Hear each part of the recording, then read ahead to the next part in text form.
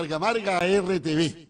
Nuevamente con ustedes en un programa especial de nuestro programa Sin Pelos en la Lengua. Hoy día queremos felicitar al equipo de producción de nuestra estación televisiva porque tenemos un invitado de lujo, un hombre que está en la contingencia, un hombre que es polémico, pero que siempre ha dado la cara, y eso es importante en una ciudad como Valparaíso. El equipo de producción ha contactado y tenemos en nuestra mesa de trabajo a Jorge Bustos Bustos. Él ha sido candidato a alcalde de Valparaíso, candidato a concejal y hoy día también es representante del Consejo Ciudadano. Es un hombre que ha tenido gran importancia en el desarrollo porteño y ha estado en la polémica porque fue uno, además de los fundadores del grupo La Matriz, que hoy día ostenta el cargo en la Municipalidad de Valparaíso a través del alcalde Jorge Chapa. Queremos saludar a Jorge Bustos, le damos la más cordial bienvenida a nuestro programa y vamos a preguntarle que para que él mismo se presente, ¿quién es Jorge Bustos? ¿Por qué estás en esta polémica? ¿Por qué crees que es tan importante seguir defendiendo, de acuerdo a tu punto de vista, a Valparaíso? ¿Quién es Jorge Bustos, Choche? A ver, yo soy ciudadano de Valparaíso desde que nací. Y soy Jorge porque nací en la Sala San Jorge, además, del Hospital Deforme. Y tengo la impresión de haber sido parte de la mayoría de los movimientos sociales después del 99. Y anteriormente fui parte de lo que se llamó la resistencia contra la dictadura. Y por lo tanto tengo el derecho como trabajador y como habitante de la ciudad a tener mis puntos de vista y colocarlos dentro de la legalidad que hoy día tenemos.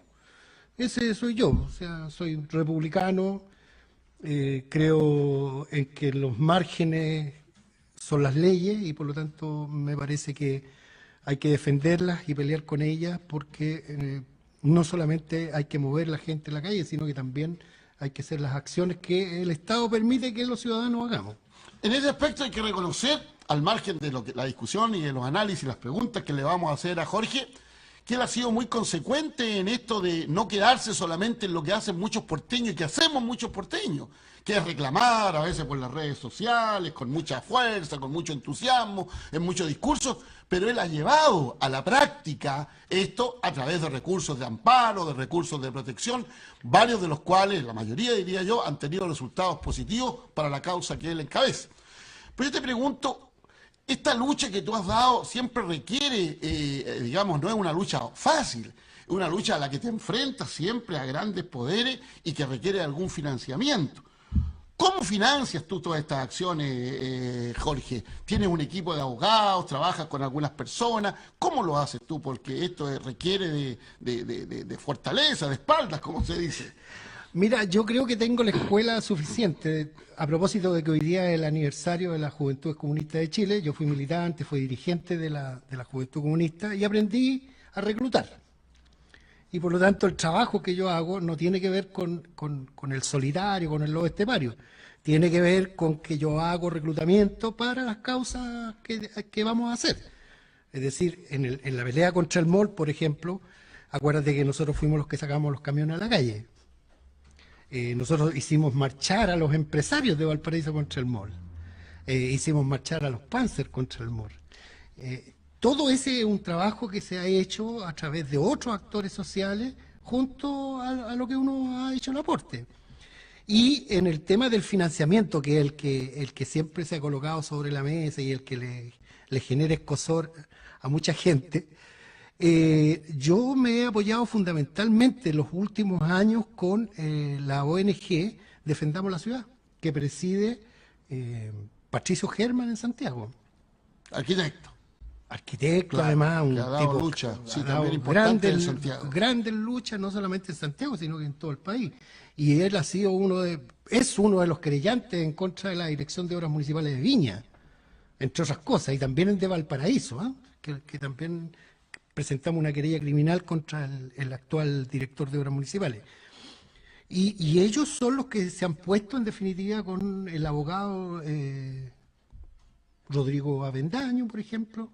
Ahora me está apoyando Rodrigo Díaz Lluvero. Hemos tenido el apoyo de Testar. Hemos tenido anteriormente el apoyo de Ana Fullerton y Darmazo.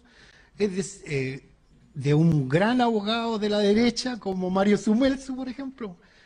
Es decir, aquí se han conjugado una cantidad no menor de intereses, porque si bien es cierto, uno puede ser una cara visible de una pelea, acá en la ciudad y en todas las peleas que hay intereses transversales. Es decir, cuando aquí lo que se pretende es instalar una mole, un supermercado o un mall en áreas que son de todos los chilenos y que en definitiva se beneficia una sola empresa transnacional como es Falabella, a todos les genera ruido. Y por lo tanto todos apoyan esta cuestión.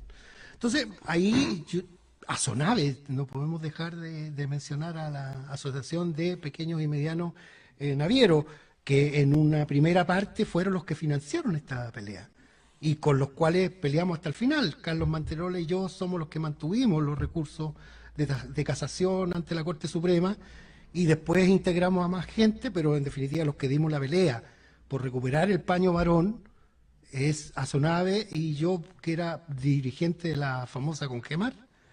Eso es. Nos queda claro que aquellos que plantean, por ejemplo, que incluso hoy día esta pelea solitaria que algunos aseguran está dando Jorge Busto no es tal, por lo que dices tú. No, Aquí hay un conjunto de organizaciones, por lo que nos dice Jorge, en el cual has sido parte tú, dirigente, digamos, en la cual se han planteado algunas cosas que han resultado en forma positiva, pero que has integrado gente, por lo que dices. Pero por supuesto, es decir, la capacidad del discurso, la construcción del discurso inteligente de oposición se genera con inteligencia. Es que una de las críticas que se te hace hoy día, justamente en la prensa, que descubre hoy día, y en la prensa en general por las redes, es que esta pelea que tú hoy día encabezas, de la cual vamos a hablar, con este recurso de protección que pusiste, qué sé yo, sería prácticamente una cosa tuya, una cosa personal. Por eso que quiero entender que no es así, quiero entender que aquí hay un respaldo, que aquí hay un conjunto de organizaciones que están apoyándote en esto. O sea, más que organizaciones, hay personas que colocan su intelecto y su capacidad de conocimiento. Sí, pero organizaciones como una ONG, ¿cierto? Esa ya es Por una supuesto, organización, son organizaciones, a eso pero me refiero. los argumentos que yo he ocupado en este recurso de protección son producto de la inteligencia del biólogo Salvador Dongui, que son los mismos que se entregaron como crítica al proyecto que se estaba revisando en la superintendencia. Entonces, por lo tanto, aquí no es que yo me adueñe, sino que yo converso con estas personas que son muy eruditas en sus temas y con eso construyo, en definitiva. Porque aquí lo único que estamos discutiendo nosotros, a propósito del recurso de protección, es que se ocultó información relevante para tomar la decisión. Y eso nos parece que es un gran fraude de parte de la empresa OHL, porque en definitiva lo que se busca es que las mitigaciones y las compensaciones que generaría este impacto ambiental sean pagados por el Estado. Si esto no es solamente una pelea de Jorge Busto contra el puerto, eso es mentira. Aquí lo que estamos diciendo es que otra vez, a través de contratos que la empresa portuaria ha hecho, el Estado, es decir, el dinero de todos los chilenos, se está poniendo en riesgo y está facilitando la inversión de grupos transnacionales. Esa es la discusión de fondo. Ya vamos a ir a eso, Jorge. Tú planteaste de que diste una lucha bien importante que significó el triunfo de la posición de que no se hiciera el Mall Barón. Y ahí estuvo, fue atrás. Sin embargo, para muchos ha sido muy llamativo que se construyera un mall al lado del Congreso Nacional. Una cosa que era eminentemente republicana, yo creo que uno de los pocos países del mundo, particularmente Latinoamérica, siempre en torno al Congreso hay sectores de parque, una cosa distinta, y tal vez fue bueno porque es lo que representa Chile hoy, es cierto eso. Sin embargo, nunca vimos a ninguna persona, a ningún dirigente oponerse a eso con la ferocidad que se opusieron al Mall Barón. ¿Tú no te sientes tampoco que un poco producto de esta lucha que hubo, porque algunos sostienen que el mall que está ahí al lado del Congreso, que está en el pasaje Riesco, ¿cierto? Fue uno de los que se opuso con mayor fuerza a esta posibilidad que se instalara el Mall Barón. ¿Tú no crees que fue importante también haberse opuesto a esa posibilidad? A ver, lo primero es que el tema del Molvarón es un paño que es propiedad del Estado, 14 hectáreas, que son parte del pecunio de la empresa portuaria Valparaíso, fue puesto a disposición de Falabella. Es decir, el Estado hacía un negocio con una transnacional. Ese es el primer dato. Y este negocio, según los cálculos que yo hice, que fueron refrendados por algunos economistas, indicaban que al final de todo este proceso, Falabella ganaba 460 millones de dólares. Y es más escandaloso aún, porque a Falabella se le daba la opción de compra de a lo menos 30.000 metros cuadrados, con un decreto supremo firmado por la señora Bachelet, que esos terrenos costaban 2,25 unidades de fomento. Cuestión que en Valparaíso no existe, es decir, no hay ningún terreno en Valparaíso que cueste 2,25 unidades de fomento. La pregunta es por qué a Falabella sí se le permitía comprar y adueñarse de los terrenos más caros y mejores de la ciudad, es decir, el filete. Ese es un dato. Versus el otro mall, que es un negocio entre dos privados. Uno, el que vende, que es el señor Urenda, y dos, que compra, el señor Mauricio Zulueta. Ese es un negocio entre privados. Y los negocios entre privados no están dentro de mi rubro. Mi rubro es cuando los intereses del Estado se ven afectados por este tipo de contratos truchos. Por eso que yo no me opongo a lo que puedan hacer los abogados. Sí, o sea, los privados, si los privados pueden hacer lo que quieran y donde quieran, porque es un trato entre privados. Aquí lo que pasaba en el caso Pero no del era Álvaro, posible oponerse también por el bien de la ciudad.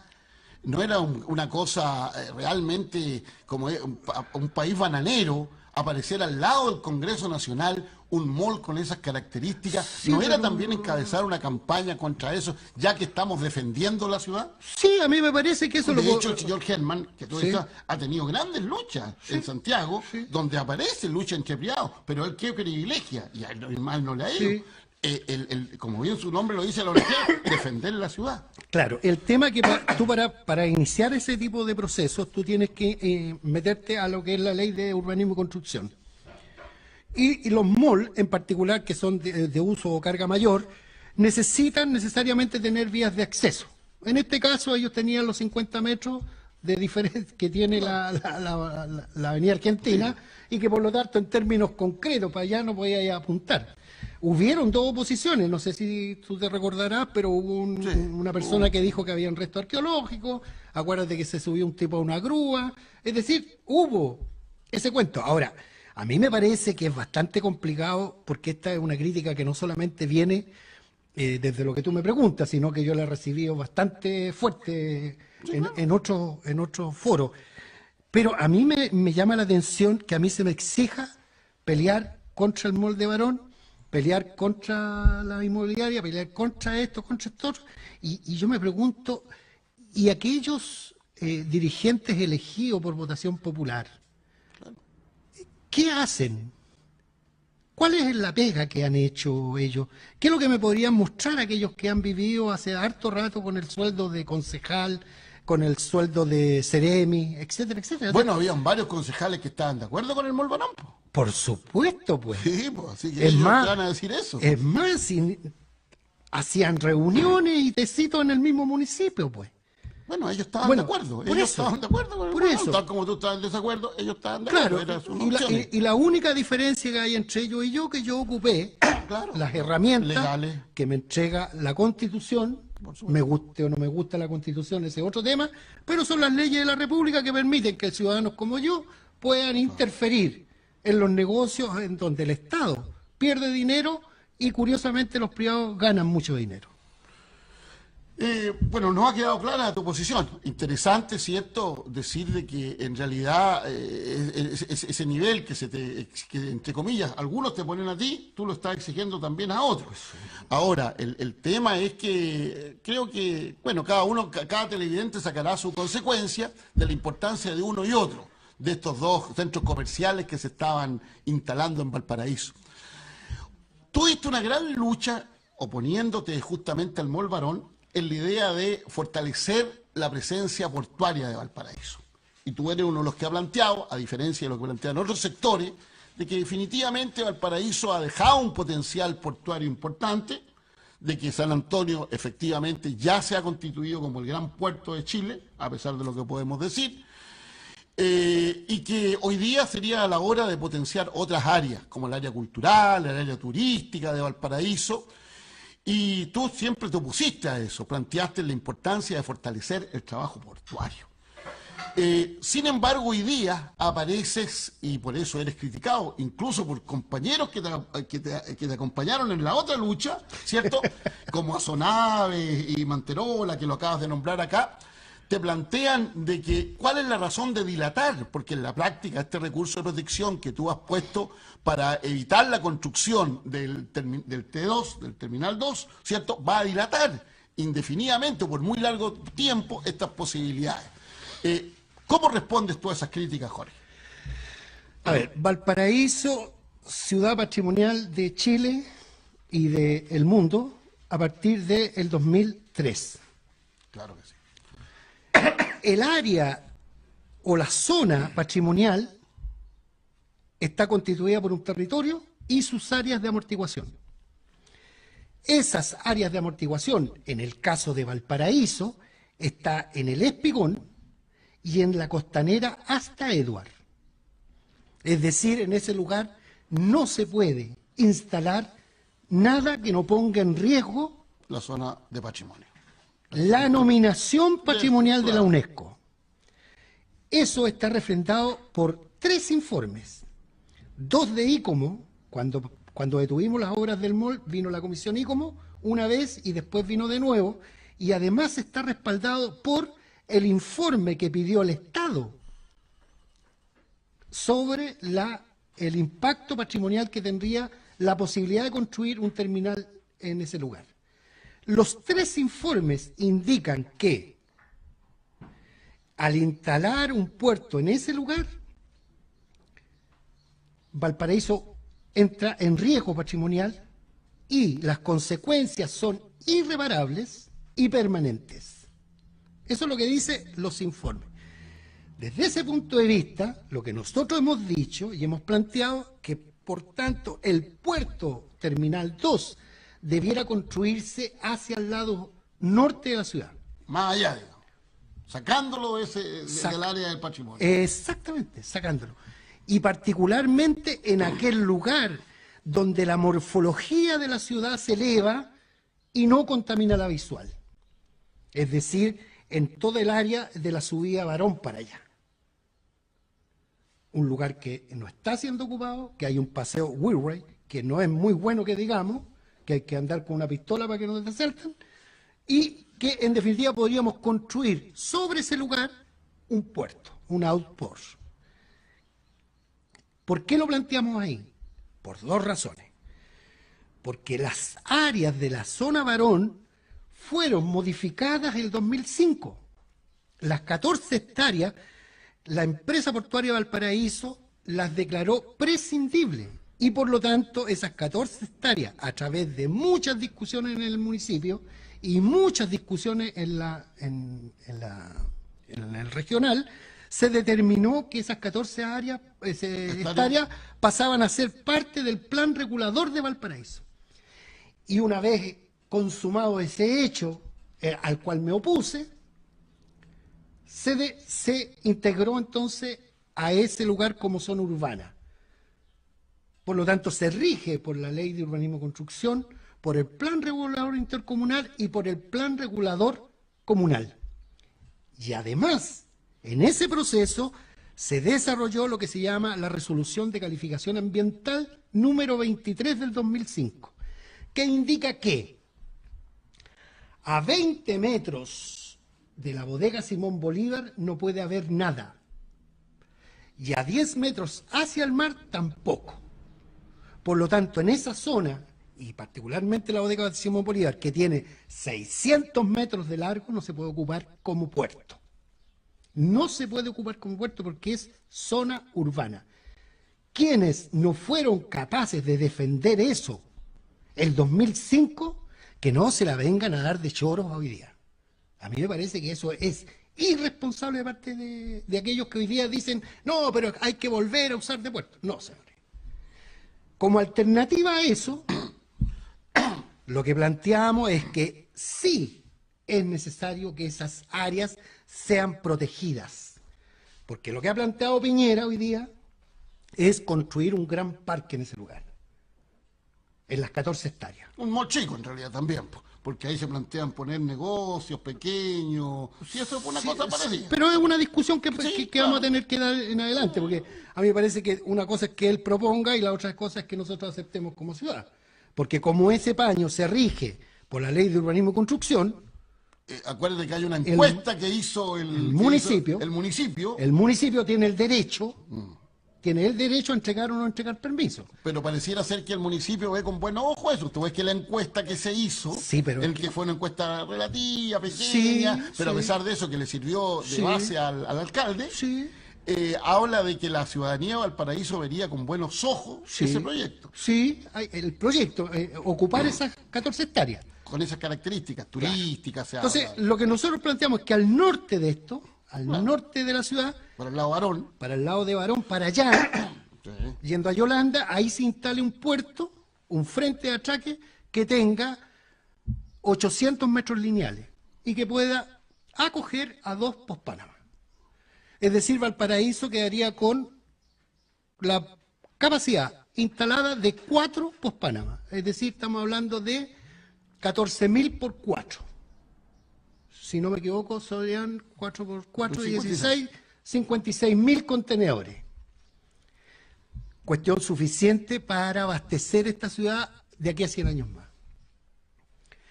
La pregunta del millón, ¿y por dónde sacamos los camiones? Bueno, los camiones, según todos los estudios y según las últimas modificaciones al plan regulador de Valparaíso, indican que por Cabritería ya no es posible porque Cabritería se declaró área verde. Por lo tanto, la única posibilidad que nos queda es soterrar la carretera y meterla por la avenida Argentina. Y el único impacto que tendríamos a propósito de eso sería perder las cargas sobredimensionadas, que son las cargas de proyecto, y las cargas IMO que no pueden pasar por un túnel que tenga más de 300 metros.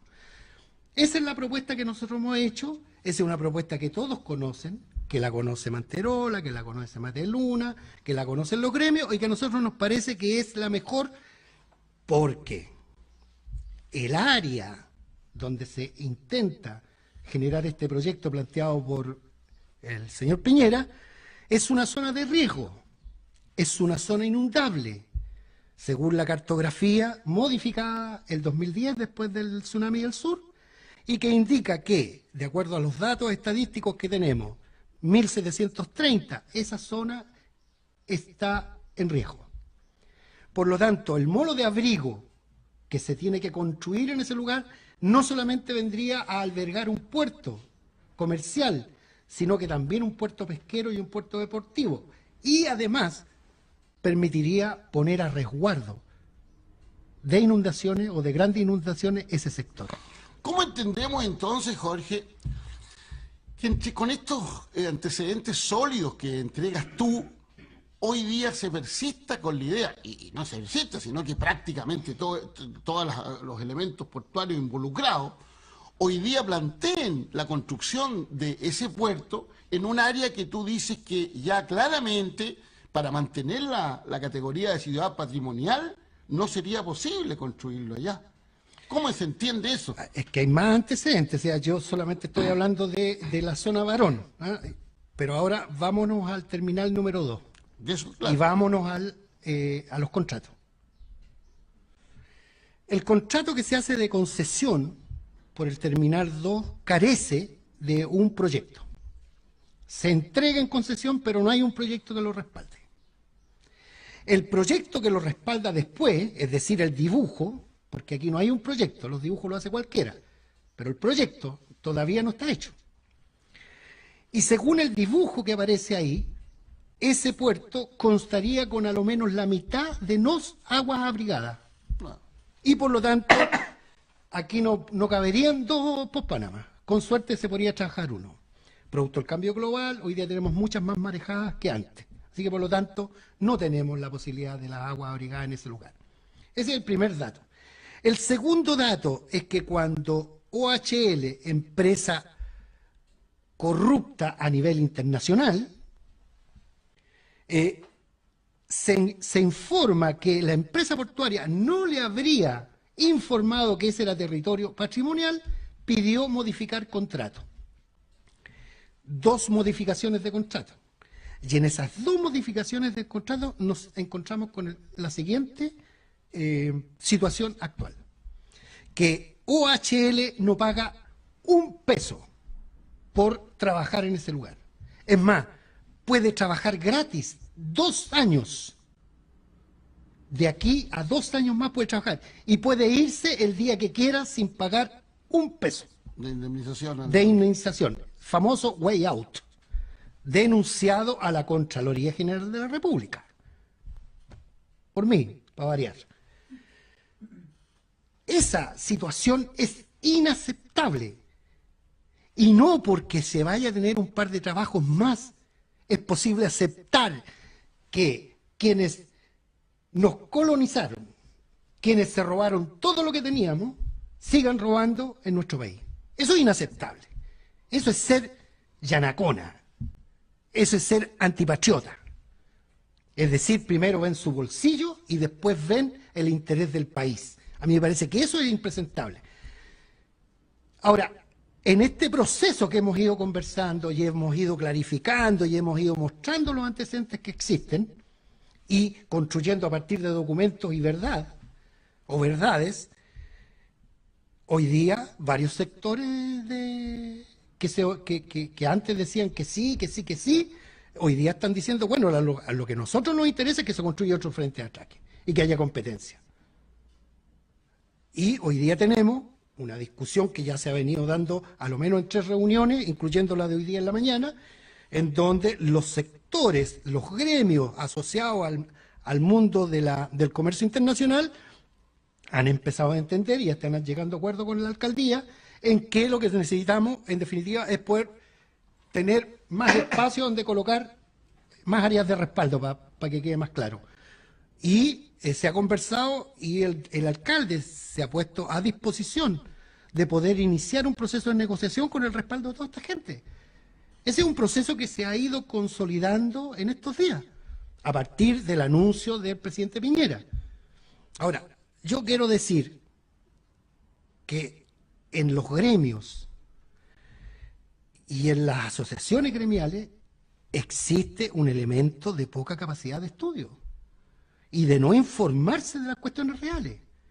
Entonces, a mí me parece que hoy día, cuando tenemos la posibilidad de discutir, y por eso que les doy gracias por invitarme a este programa, porque uno en definitiva puede aclarar.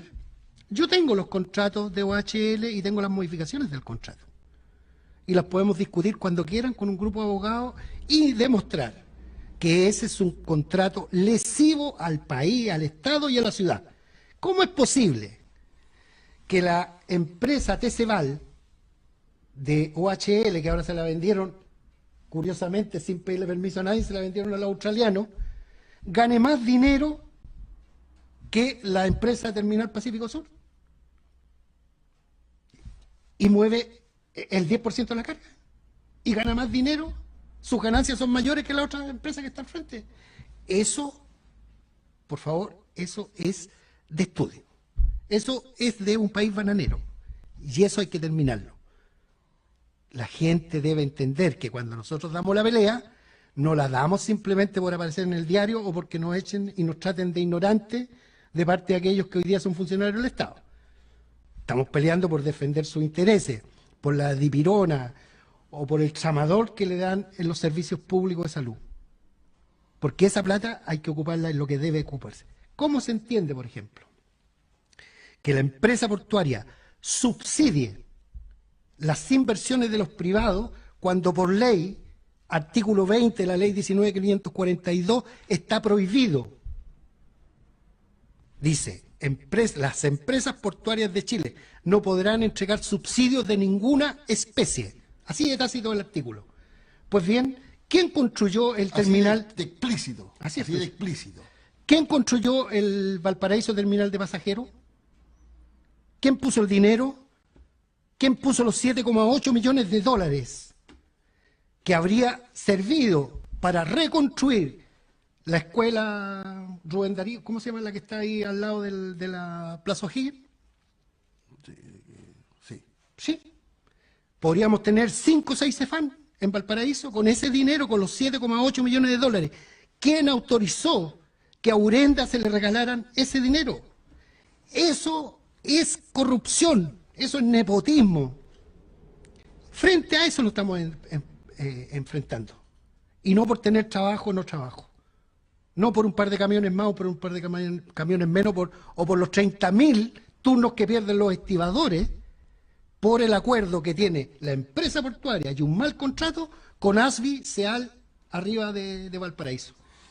¿Tú crees, Jorge, que esta pelea que estás dando, donde has involucrado a otros actores, ¿cierto? Donde, claro, la prensa te hace aparecer a ti como el hombre que pone recursos y todo, pero por lo que nos cuentas, ¿cierto? Nos explica acá en estos programas, en este programa, hay varios actores que están involucrando a esta confrontación en la que estás dando, tú involucrado.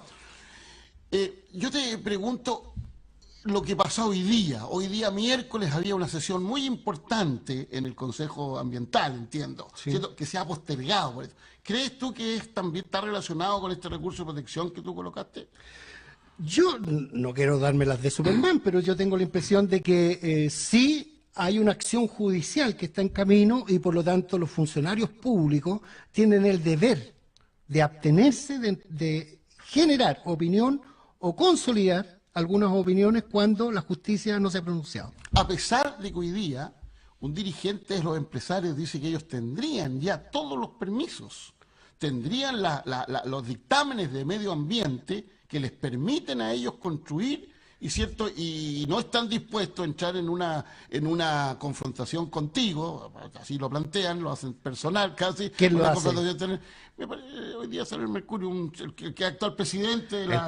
El presidente de Sí, Raúl Celis. don Raúl Celis, que además tuvo un cargo importante en el gobierno anterior. Fue intendente.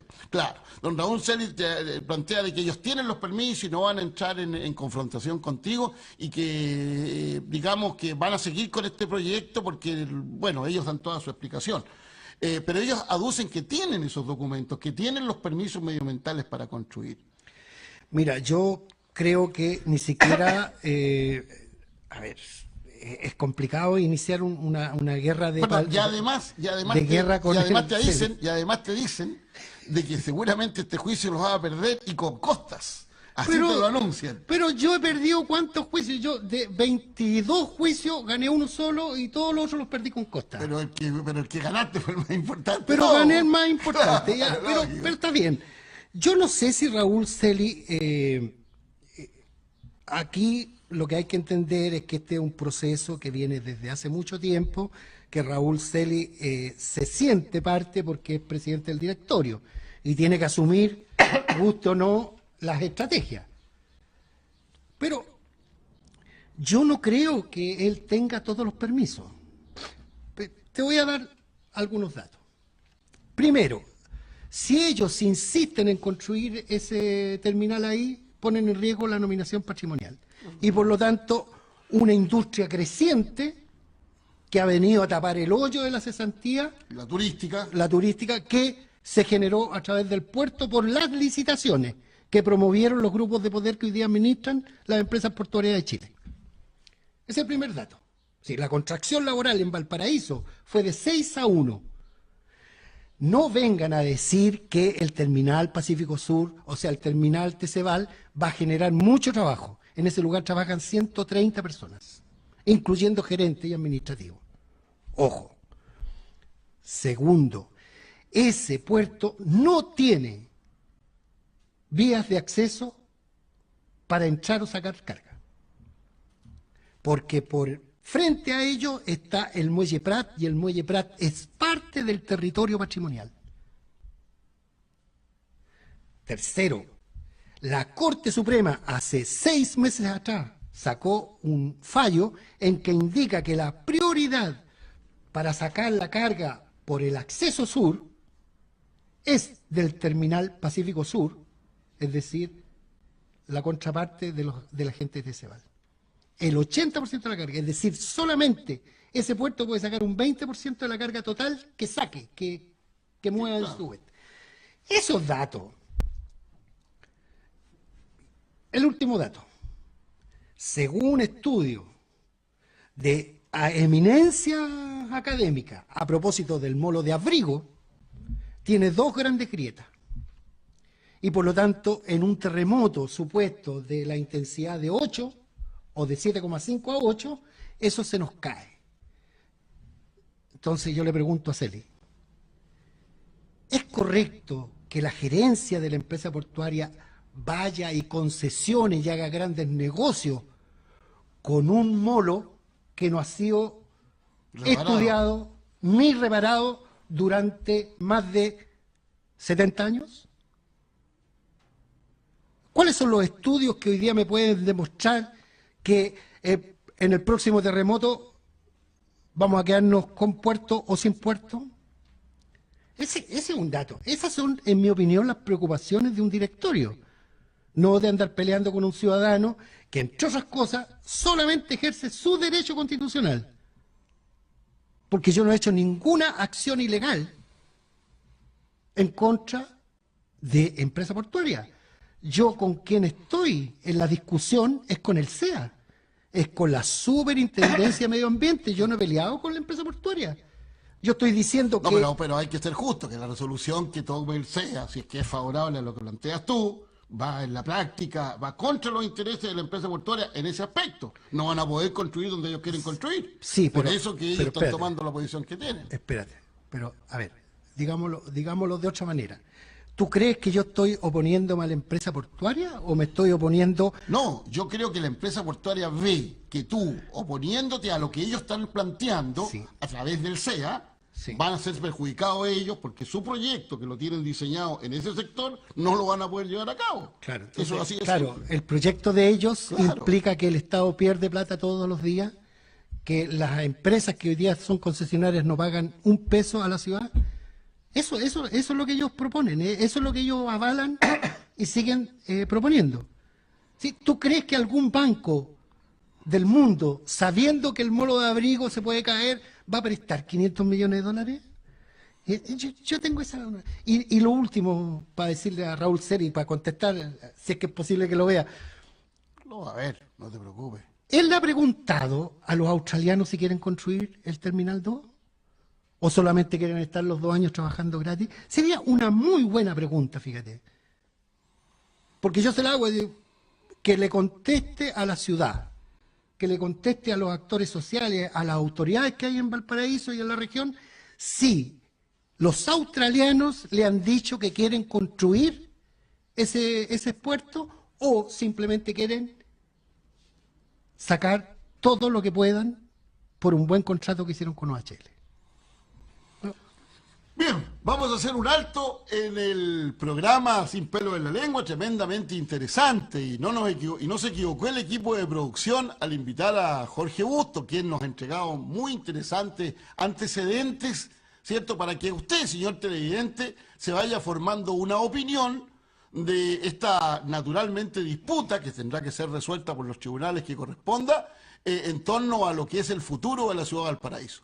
Los dejamos con un tema musical y volvemos en breves minutos. Bien, seguimos en nuestro Sin Pelos en la Lengua, aquí con Jorge Bustos, que nos está entregando interesantes antecedentes de las razones, poderosas razones que tiene, más que oponerse al T2, ¿cierto? Es al lugar de construcción de esta ampliación del puerto de Valparaíso. Jorge, te pregunto, algunos plantean de que Valparaíso debería dar un paso al costado en esta idea de ser el primer puerto y sueñan en una ciudad como Barcelona.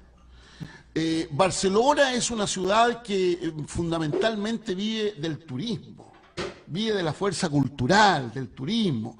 Y siendo un puerto, el puerto no tiene estas características.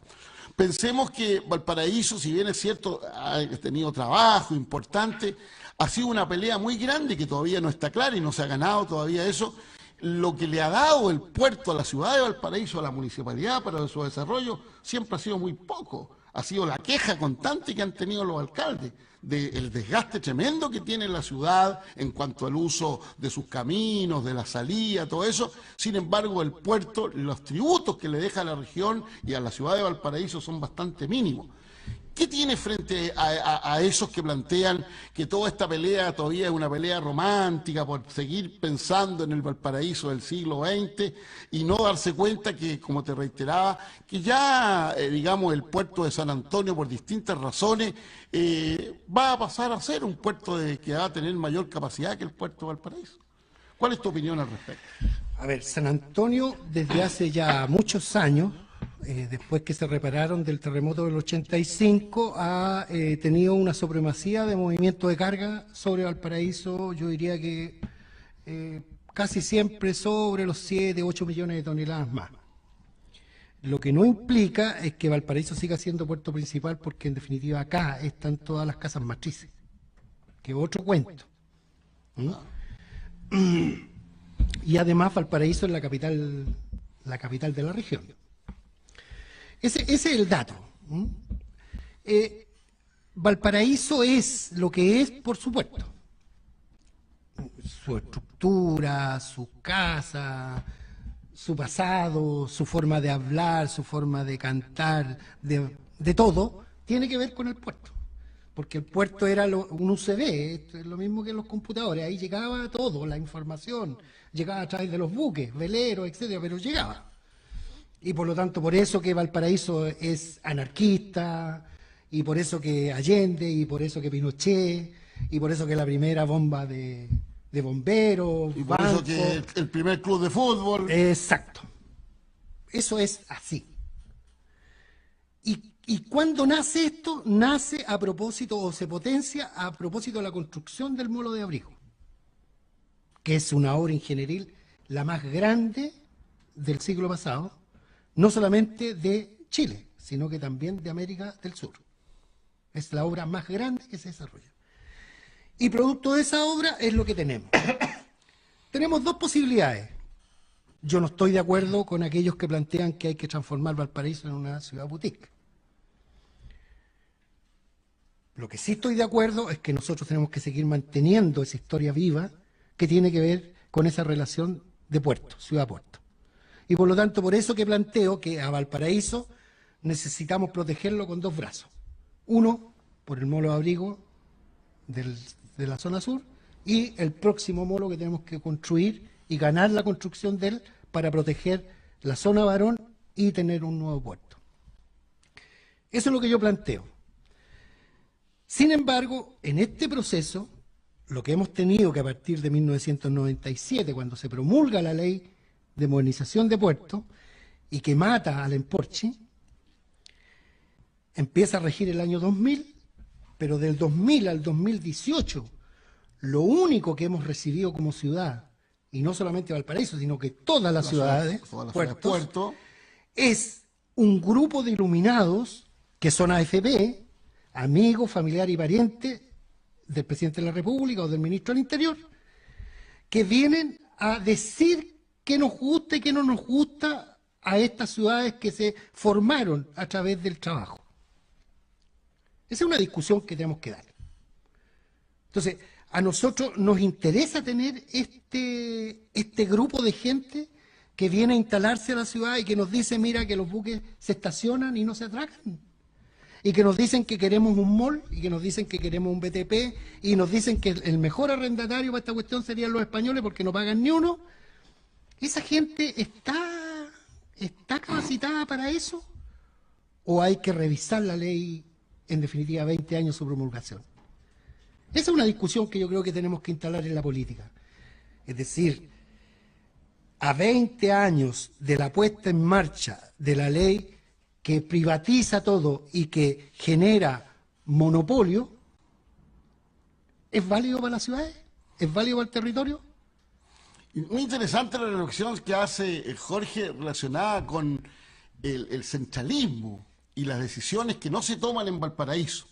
Pero relacionémoslo con el campo político, porque Jorge, la verdad que es bastante humilde para presentarse como un ciudadano de Valparaíso, solamente. Él además jugó un papel importante en la conformación de lo que en su momento se llamó el Pacto La Matriz, ¿cierto? El grupo La Matriz, que llevó de alcalde al actual alcalde Jorge Sharp con una mayoría importante. Bueno, esa misma crítica que tú le haces a la gente que dirige el puerto, importantes sectores se le han hecho a la municipalidad o al alcalde que tú apoyaste, puesto que la irrupción de funcionarios santiaguinos que hay allí es tremenda. Prácticamente no hay personas que hayan vivido en Valparaíso y no es una cosa menor. Prácticamente todos los cargos ocupados por el movimiento autonomista son personas que no son de la región, que no son de la zona. Entonces también podemos decir de que sería interesante que la discusión la ampliáramos. ¿Cómo logramos que efectivamente las decisiones no solamente se tomen en Valparaíso, sino que la tomen por personas que conozcan de su historia y de las características del puerto? Mira, vámonos por ese lado. Mira, a mí me llama la atención las críticas que se han hecho de parte de algunos ex matriceros y algunos actuales matriceros. Primero, lo que hay que decir es que la ciudad de Valparaíso, su municipio y su corporación trabajan 7.500 personas, 8.500 personas. Y lo que se le ha criticado a los autonomistas es que ellos llevaron 130 personas. Ese es el dato que corre por ahí. Y que no habrían sido tomados en cuenta algunos concejales, etcétera, etcétera. Mira, a mí me parece que la opinión que se plantea desde ese punto de vista, 130 personas frente a 7.500, yo no sé si será tan terrible. Es que depende de los puestos, depende de los cargos que sí, tienen. Está bien, pero por ejemplo, ¿quién podría haber sido Serpla? Había un señor Rosas que venía Sí, pero el señor Rosas venía de Santiago, igual que la persona que está hoy día, así que por lo tanto ese no es un tema a discutir. Parece que él venía con otra idea, representaba otro, por lo menos es lo que se ha dicho en la prensa, que él venía, era el genuino representante, así lo presentan, de grupos de la matriz que tenían una visión distinta. Es que ¿no? la verdad es que yo no, a Rosa, cuando se me dijo, mira que hay que apoyarlo, etcétera, etcétera, porque lo echaron, dije, mira, yo jamás habría puesto a Rosa ahí.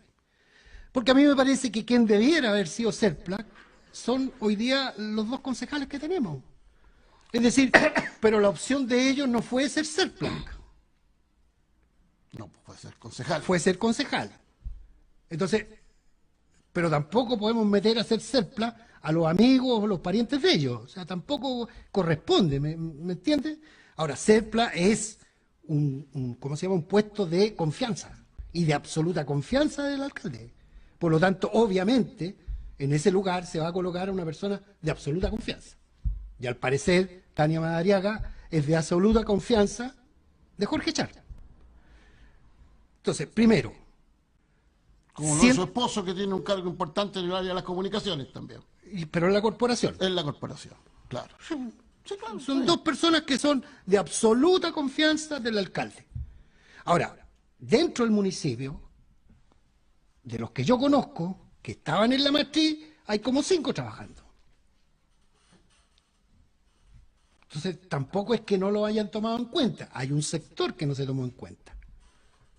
Pero eso... ¿Qué sector dices tú que estás en eso? O sea, yo lo que veo es que hubo una oposición al principio con respecto a los dos concejales, con Sharp, que no había un buen feeling de conversa, y por ahí apareció este cuento. Acuérdate de la discusión que hubo por la altura. Profunda también. Que fue durísima, ¿cierto? Y que se malinterpretó, entre otras cosas, por varios sentidos. Bueno, pero en definitiva lo que tenemos es que yo no sé, y aquí me pongo pesado, yo no sé si esta misma crítica se le hizo a Castro, se le hizo a Cornejo o se le hizo a Pinto. Porque yo soy consejero de la sociedad civil cuando Castro era alcalde. Y nosotros pedíamos que vinieran todos los jefes de servicio a entregar información al Consejo Social. Y en esa oportunidad los mismos que eran COSOC, que ahora son concejales, le hacíamos una pregunta a los jefes de servicio. ¿Dónde vive usted? Ni uno en Valparaíso. Ni uno. Entonces, cuando ese argumento se coloca como central, a mí me parece que no es desproporcionado. No sé si como central. Lo que pasa es que tú colocas como un elemento interesante y creo que es muy válido que en este asunto del EMPO, lo que es la cosa que han venido constantemente gente de Santiago o gente externa a Valparaíso a contarnos y a indicarnos lo que tenemos que hacer. Sí, pues. ¿Cierto? Bueno, pero ese mismo argumento, y yo comparto contigo, yo creo que el desastre de Valparaíso, por cierto, empieza con Pinto. Si eso lo tengo claro, hablando del tiempo de la democracia.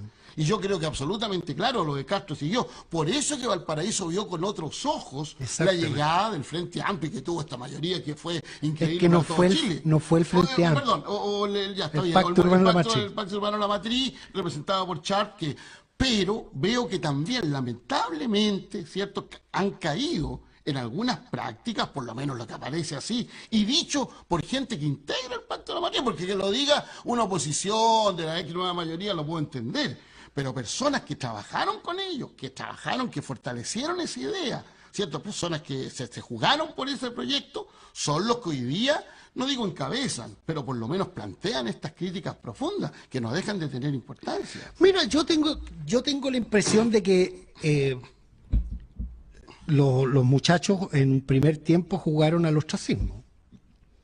Es decir, cerrarse y tratar de gobernar o administrar más que gobernar. Tú dices el equipo de Char. Claro, la ciudad hubo en un principio eso, pero a mí me suena y lo he podido palpar que hoy día ellos se abrieron a pedir información y se formó hasta un equipo anciano, un consejo anciano, ahí donde hay varios actores sociales de la ciudad importantes que participan de las decisiones que ellos quieren tomar. Ahora, obviamente ellos fueron los elegidos y obviamente ellos van a tomar las determinaciones. Uno puede aconsejar. Yo no soy nada en el municipio, yo soy consejero de la sociedad civil. Y cuando van estas autoridades, les digo lo que pienso y lo que pienso que hay que hacer. Lo tomarán o lo dominarán, ya no es problema mío. Pero también escribo sobre eso y también propongo ideas, y cuando no se hacen las cuestiones que yo creo que son correctas, me voy encima de ellos y obligo a jugar. Y yo digo, bueno, ¿y lo otro cuándo? ¿Cuándo? Bueno, ¿y los otros actores sociales dónde están? Porque haber logrado los 7,5 metros como medida mínima y 12 como máxima es una imposición de las villas de Valparaíso. No es una imposición de los autonomistas. Es cuando los autonomistas fueron con el discurso que tenía Claudio y que tenía Daniel a ofrecérselo a los viejos a las villas, los viejos los mandaron a buena parte. Y les dijeron que ellos no querían más altura que 7,5 metros.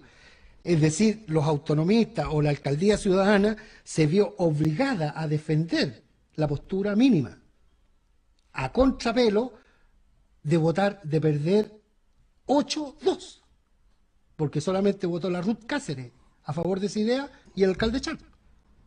Y todos los otros concejales se cuadraron para el otro lado.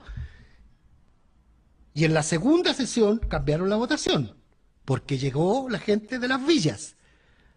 De verdad, villas que además se construyeron como cooperativas y que son parte del patrimonio de la ciudad. Sí. Entonces, a mí, de verdad que yo tengo la impresión de que hay dos cosas. Primero, la que escribió el libro. ¿El libro te refieres al libro este que la traición de Char? Claro.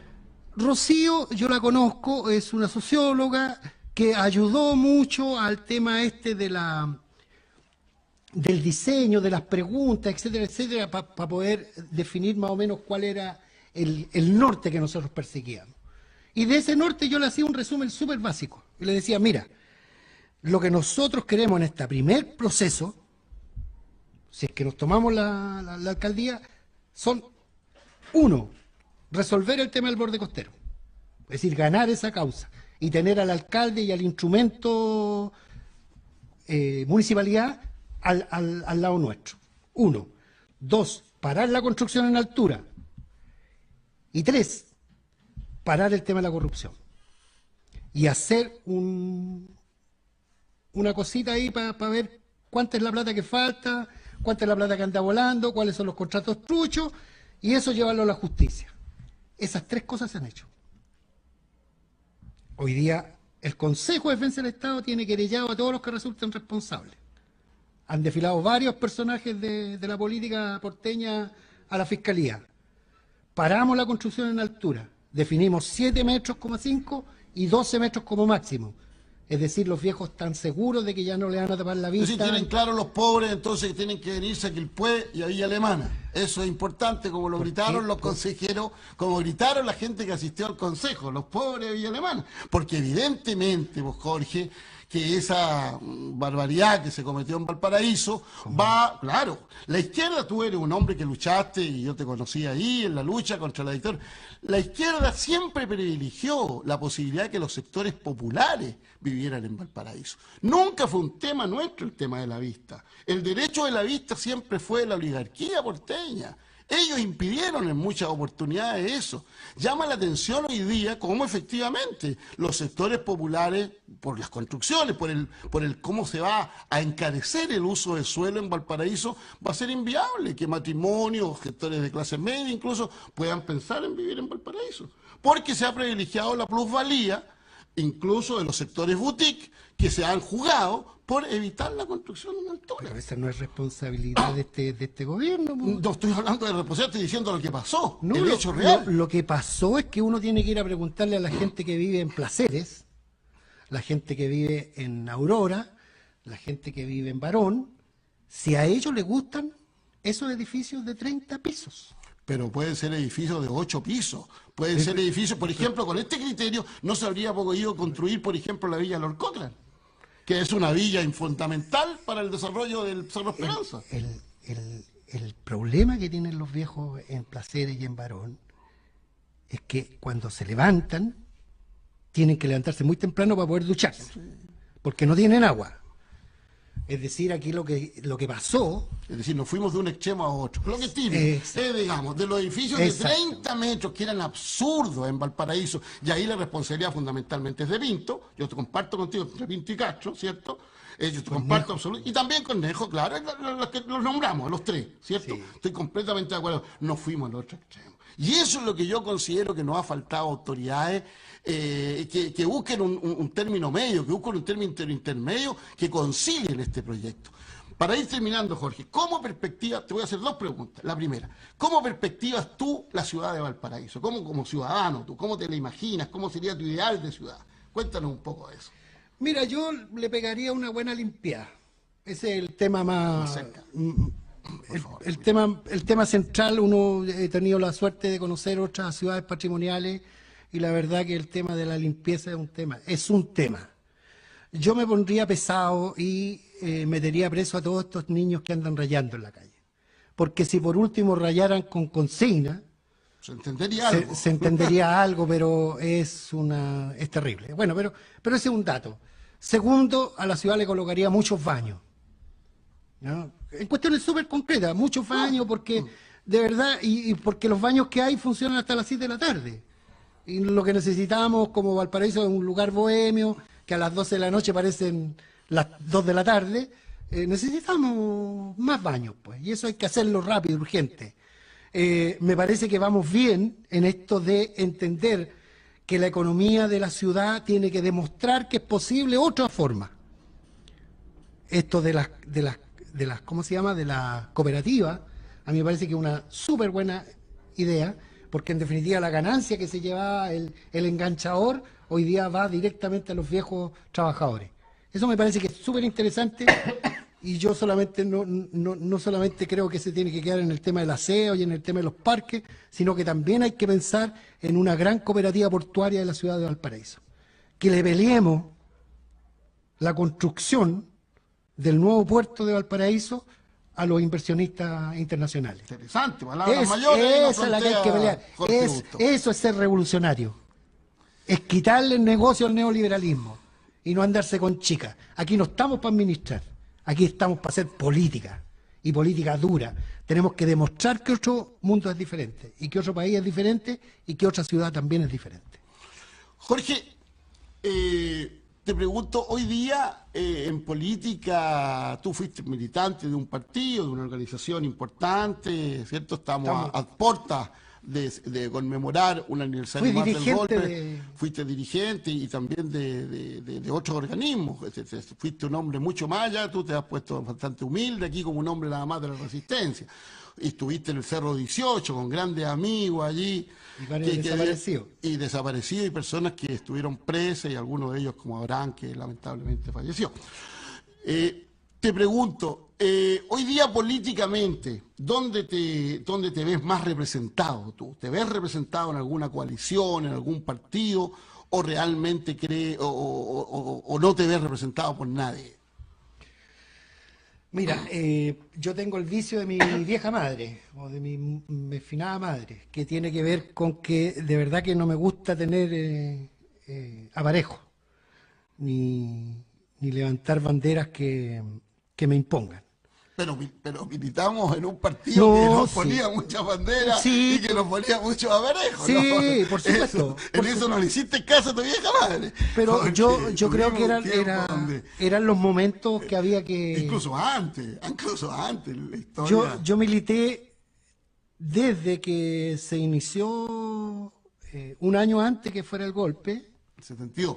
El 72, y milité hasta que se fue Elwin. Y a mí me parece que ese periodo histórico había que ser militante.